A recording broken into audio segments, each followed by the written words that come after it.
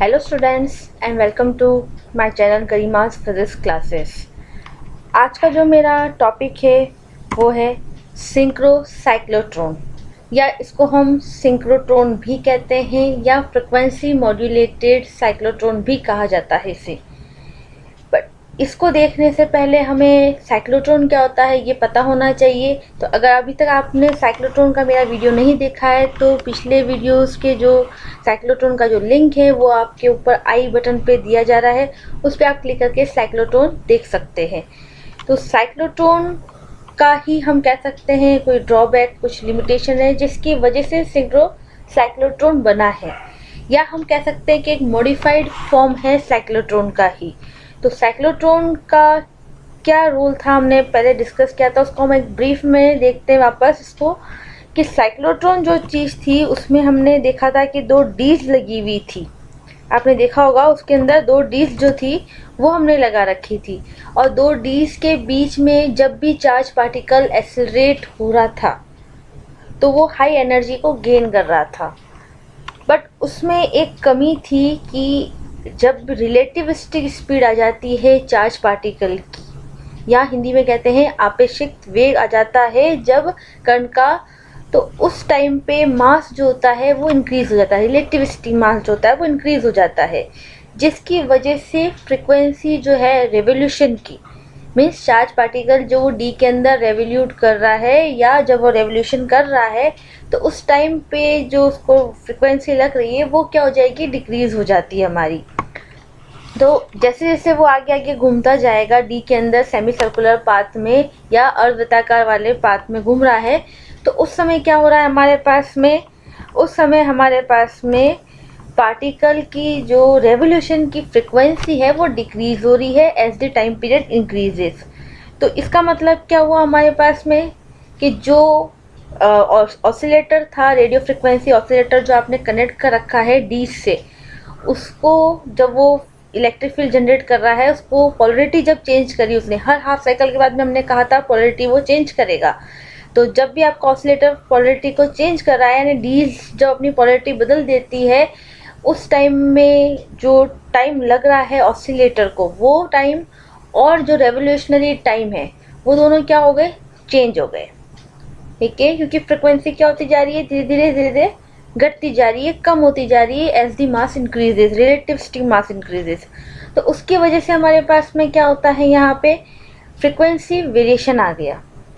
ठीक है, frequency variation आ गया मतलब यहाँ पे आपका जो फ्रिक्वेंसी सेम होनी चाहिए थी, जो रेडियो फ्रिक्वेंसी ऑसिलेटर से हमें मिल रही थी, और जो डीज के अंदर रेवोल्यूशन हुआ चार्ज पार्टिकल्स का, उसका जो फ्रिक्वेंसी है वो दोनों क्या होनी चाहिए थी, सेम होनी चाहिए। या हम कह सकते हैं टाइम जो है दोनों का, कि जब पोलरिटी चेंज हो और जो रेवोल्यूशन हुआ है पार्टिकल का डीज के अंदर, वो दोनों सेम होने चाहिए टाइम, लेकिन ये दोनों क्या हुए, सेम नहीं रहे। तो अगर वो सेम नहीं रहे तो क्या होगा फिर उस केस में ये होगा कि पार्टिकल हर हाफ सर्कल के बाद एक्सेलरेट हो या त्वरित हो, ये ज़रूरी नहीं है फिर उस केस में।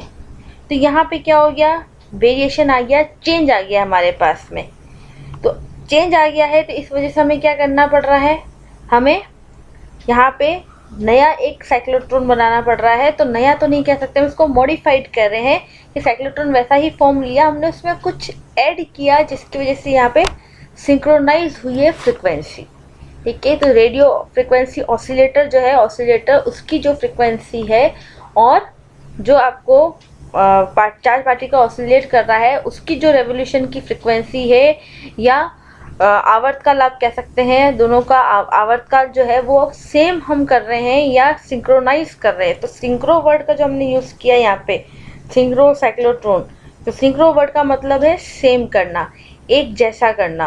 तो एक जैसा आप क्या कर रहे हैं यहाँ पे, एक जैसा आप दोनों की फ्रिक्वेंसी को यहाँ पे मैच कर रहे हैं, ताकि जो आपका जो चार्ज पार्टिकल आ रहा है तो वो जब भी बाहर निकले तो वो same frequency same time consume करके ही बाहर निकले, ये हम चाह रहे हैं।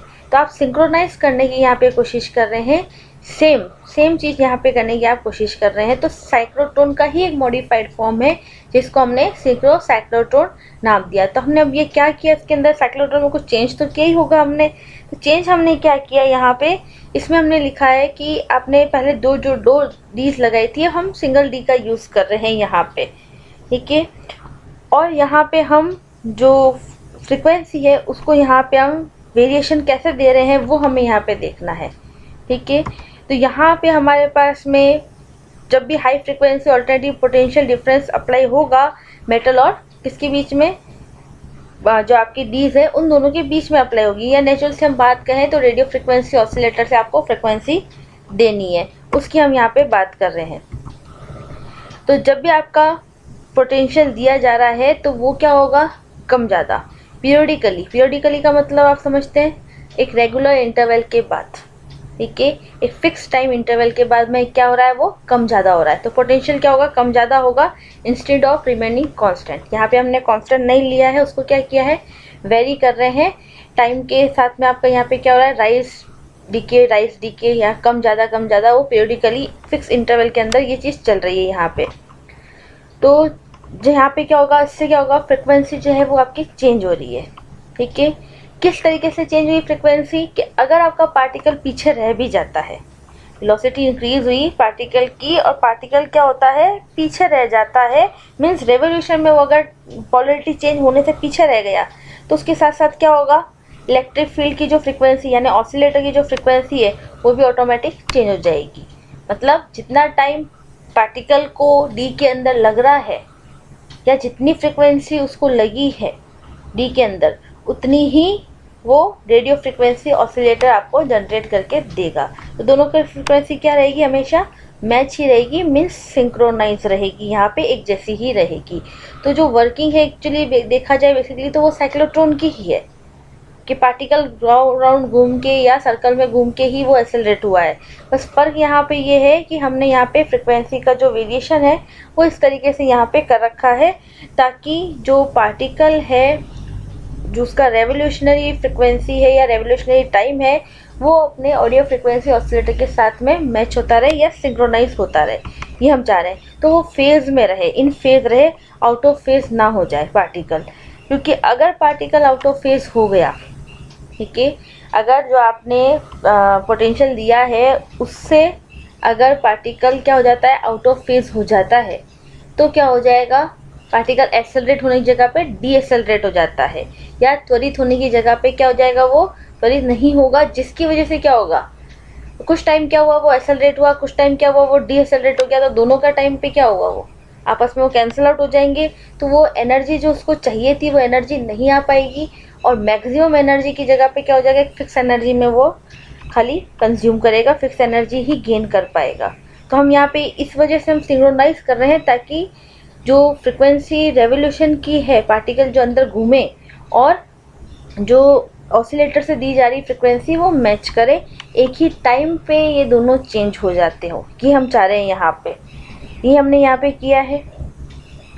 तो ये जो हम रिलेटिविस्टिक की बात कर रहे हैं वो अगर हम यहाँ पे देखें तो रिलेटिविस्टिक मास जो है या अपेक्षित जो द्रव्यमान है वो चेंज होगा, यानी वो बढ़ रहा है आपका। तो क्या उसका फॉर्मूला दिया हुआ होता है, तो ये थ्योरी ऑफ रिलेटिविटी के अकॉर्डिंग दिया हुआ है कि m nought divided by under root of 1 minus we square है, यहाँ पे ये वी स्क्वायर अपॉन सी स्क्वायर है।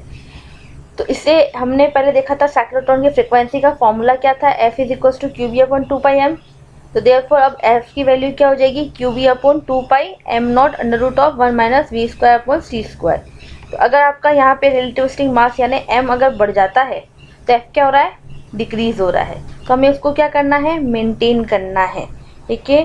तो यहाँ पे आपका जो फ्रिक्वेंसी है उसको हम मेंटेन कर रहे हैं, यहाँ पे आपका क्यू बी जो लिखा हुआ है m नॉट, इसके कारण ही आपका f को मेंटेन किया जाएगा। और f की वजह से क्या होगा, आपके पास में फ्रिक्वेंसी अगर सेम हो गई, आपकी सिंक्रोनाइज होगी ऑसिलेटर के साथ में, तो क्या हो जाएगा, आपके पास में एक हाई एनर्जेटिक पार्टिकल आपको बाहर मिलेगा। यहाँ पे ये चीज़ हमने हिंदी में भी लिखी है कि द्रव्यमान परिवर्तन होने के कारण, या हमने पहले वाले साइक्लोट्रॉन में द्रव्यमान को नगण्य मान लिया था, तो वो चीज़ हमने यहाँ पे नहीं ली। तो अगर हम द्रव्यमान को नगण्य मान लेते हैं तो हमका साइक्लोट्रॉन काम कर रहा है। लेकिन अगर हम उसको रिलेटिविस्टिक या अपेक्षित माने तो द्रव्यमान परिवर्तन होने के कारण क्या होगा, एक निश्चित ऊर्जा तक ही आप काम कर सकते हैं। एक बहुत ज़्यादा अधिक ऊर्जा जो है वो उसमें नहीं बढ़ाई जा सकती, क्योंकि पार्टिकल कुछ टाइम तक तो त्वरित रहेगा या एक्सेलरेट रहेगा, कुछ टाइम के लिए वो डीएक्सेलरेट भी हो सकता है। ठीक है, क्योंकि वो पोलरिटी जो चेंज हो रही है उसके अंदर सिंक्रोनाइजेशन फिर नहीं रहेगा फ्रिक्वेंसी जो रेवोल्यूशन की है उसके साथ में। तो यहाँ पे हम ये चीज़ देख रहे हैं। तो अगर हम कहें इसके अंदर, तो अगर v की जो वृद्धि यानी वेलोसिटी जब इंक्रीज हुई है तो b का मान परिवर्तित करना पड़ता है हमें इसके अंदर। तो जैसे आपके यहाँ पे अगर विद्युत क्षेत्र की आवृत्ति कम करने पर भी संतुलन बना रह सकता है। ये कब है आपका, जब हम बात कर रहे हैं सिंक्रोट्रॉन की, ठीक है, या सिंक्रो साइक्लोट्रॉन की आप बात कर रहे हैं। तो यहाँ पे अगर आप वेलोसिटी इंक्रीज भी कर रहे हैं तो विद्युत क्षेत्र की आवृत्ति जो कम करने पे भी क्या होगा, यहाँ पे आपका संतुलन बना रहेगा या सिंक्रोनाइजेशन जो है इस केस के अंदर सेम रहता है। वो कैसे हम बता रहे हैं, फेज रिलेशन स्टेबिलिटी से एक्सप्लेन करते हैं। ये जो चीज़ है सिंक्रो साइक्लोट्रॉन की, वो फेज रिलेशन जो डायग्राम होता है उससे एक्सप्लेन की जाती है। वो डायग्राम आपका किस तरीके से होगा, यहाँ पे हम देखते हैं इसके अंदर। ये सब थ्योरेटिकल पार्ट है, इसको हम सारा डायग्राम के थ्रू ही एक्सप्लेन करेंगे इसके अंदर। कि यहाँ पे एक लाइन जो इम्पोर्टेंट है हमारी वो ये कि one revolution of the charge particle is automatically synchronised with variable potential accelerated due to this reason. Such type of cyclotron is called synchro cyclotron. The cyclotron in which the magnetic field remains constant and the frequency of applied potential varies is known as frequency modulated cyclotron और synchro cyclotron. ये चीज़ हम यहाँ पे diagram के through देखते हैं। किस type का डायग्राम है यहाँ पे, तो यहाँ पे ये जो चीज़ दी हुई है आपकी डायग्राम के अंदर, ये चीज़ हमारे ये डायग्राम फेज रिलेशन को बता रही है या सिंक्रोट्रॉन साइक्लोट्रॉन के बारे में ही यहाँ पे हम डिस्कस कर रहे हैं एक्चुअली। तो पोटेंशियल और टाइम का जो रिलेशन है वो यहाँ पे शो किया गया है इसके अंदर। तो यहाँ पे हम ये बता रहे हैं कि अगर यहाँ पे डायग्राम के थ्रू यहाँ पे ये बताया जा रहा है, ये T3 मान ले, इसको T0 मान ले, इसको आप T1 मान ले, कुछ भी ले सकते हैं आप, डिनोट करना चाहते हैं अपने अकॉर्डिंग ले सकते हैं। तो यहाँ पे जो ये वेरिएशन है उस चीज़ को यहाँ पे शो किया गया है या बताया गया है फेस के लिए। तो जब आपका पार्टिकल जो एक्सेलरेट हो रहा है, अगर वो आपका पॉजिटिव से नेगेटिव पोटेंशियल की ओर गया है या पोलरिटी जब चेंज हुई उस टाइम पे गया है, तो उस टाइम पे आपका पार्टिकल क्या हुआ, एक्सेलरेट हुआ। लेकिन अगर पार्टिकल नेगेटिव से पॉजिटिव पोटेंशियल की ओर आया तो क्या हो गया, वो डीएक्सेलरेट हो गया। ठीक है, तो ये चीज़ नहीं होनी चाहिए, नेगेटिव से पॉजिटिव नहीं होना चाहिए हमारे पास में। ऑलवेज क्या होना चाहिए, पॉजिटिव से नेगेटिव पार्टिकल मूवमेंट चलना चाहिए यहाँ पे। तो आपका इसके अंदर क्या होगा, जैसे ही पार्टिकल जो है रेवोल्यूशन कर रहा है यानी डी के अंदर जब वो घूम रहा है, ठीक है, तो उस टाइम पे आपका पार्टिकल का जैसे ही यहाँ पे आने के बाद में पोलरिटी जब वो चेंज करेगा तो उसके अकॉर्डिंग ही जो वेरिएबल एक्सीलरेटर की हम बात कर रहे हैं, वेरिएबल एक्सीलरेटर की जो फ्रिक्वेंसी है वो भी क्या होगी, उसके साथ साथ वेरी हो जाएगी यहाँ पे या चेंज हो जाएगी। और वो क्या हम कह सकते हैं, दोनों सेम टाइम में होंगे, ऐसा नहीं होगा कि दोनों अलग अलग टाइम पे हो। तो ऑसिलेटर को जितना टाइम लगा फ्रिक्वेंसी को चेंज करने में, ठीक है, या पोलरिटी चेंज करने में जितना उसको टाइम लग रहा है, उतना ही टाइम पार्टिकल को भी अंदर एक्सेलरेट या अंदर जो घूमने में, रोटेट करने में लगा होगा। जिसकी वजह से क्या होगा, पार्टिकल जब भी बाहर निकलेगा डी से बाहर, तो उसका जो टाइमिंग है वो ऑसिलेटर के साथ हमेशा मैच करेगा और दोनों सिंक्रोनाइज हो जाएंगे। तो वो एक ही टाइम पे दोनों अपना काम कर रहे हैं, पार्टिकल भी डी से बाहर आ रहा है और सेकेंड चीज़ जो फ्रिक्वेंसी ऑसिलेटर है उसका भी सेम टाइम पे ही पोलरिटी चेंज हुआ है यहाँ पे। तो जिस वजह से हम यहाँ पे ये कह सकते हैं कि दोनों क्या हो गए, सिंक्रोनाइज हो गए हैं। और सिंक्रोनाइज हो गए तो इसका मतलब पार्टिकल कभी भी पीछे नहीं रहेगा, वो सेम टाइम पे बाहर आएगा और एक्सेलरेट हो जाएगा। और जैसे ही वो मैक्सिमम एनर्जी को गेन कर लेता है वो बाहर निकल जाएगा डिफ्लेक्टिंग प्लेट्स की मदद से और टारगेट पर हिट कर दिया जाएगा या टारगेट पे ले लिया जाएगा यहाँ पे। क्योंकि आपने यहाँ पे फ्रिक्वेंसी को वेरी किया है, चेंज किया है यहाँ पे अकॉर्डिंग टू दी पोटेंशियल, तो इसलिए हम इसको क्या कहते हैं, फ्रिक्वेंसी मॉड्यूलेटेड साइक्लोट्रॉन। इसको यहाँ पे क्या कहा जा रहा है, फ्रिक्वेंसी मॉड्यूलेटेड साइक्लोट्रॉन भी कहा जाता है। और हिंदी में अगर हम फेज स्टेबिलिटी की बात करें तो उसको प्रावस्था स्थायित्व कहते हैं।